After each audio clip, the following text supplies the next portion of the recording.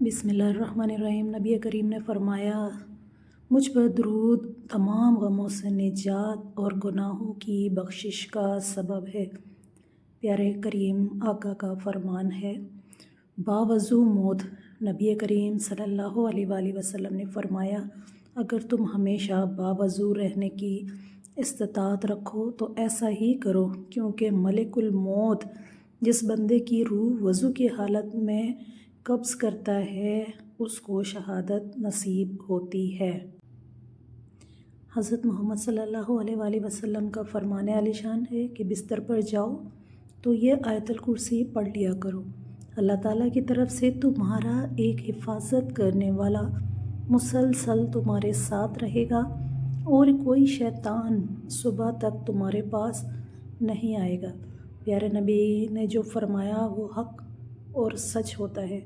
آیت الکرسی کو اپنا وظیفہ بنائیں، اسے صبح شام ڈیلی سوتے وقت اس کو پڑھا کریں، وظیفے کی صورت میں بھی اور حفاظت کے لیے بھی۔ یہ ایک وظیفہ بھی ہے اور حفاظت کا ایک بہترین عمل بھی ہے۔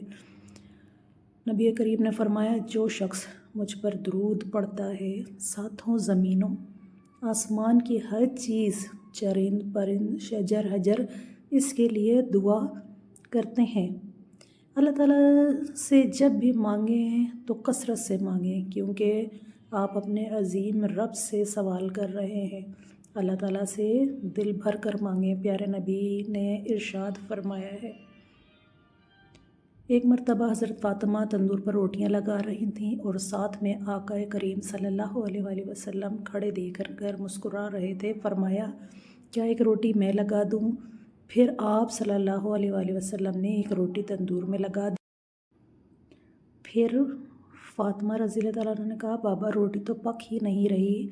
آپ نے فرمایا، جس چیز کو میں ہاتھ لگا لوں اس پر آگ حرام ہو جاتی ہے۔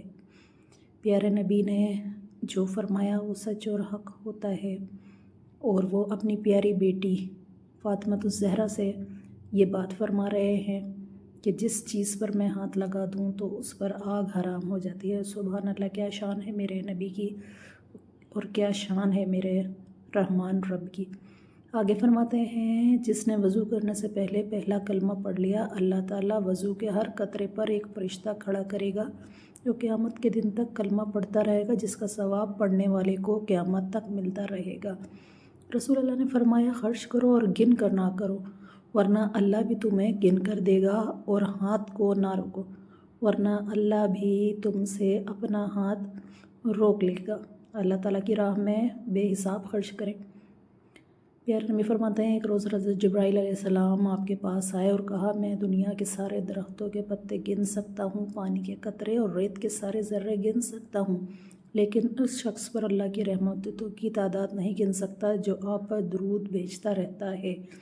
اللہ تعالیٰ فرماتے ہیں، میرے ذکر کے لیے وقت نکالو، میں تمہارے کاموں میں برکت عطا کروں گا، ورنہ دنیاوی کاموں کی کثرت تم پر اس قدر مسلط کر دوں گا کہ تمہیں فرصت ہی نہ ہوگی اور سکون سے محروم رہ جاؤ گے۔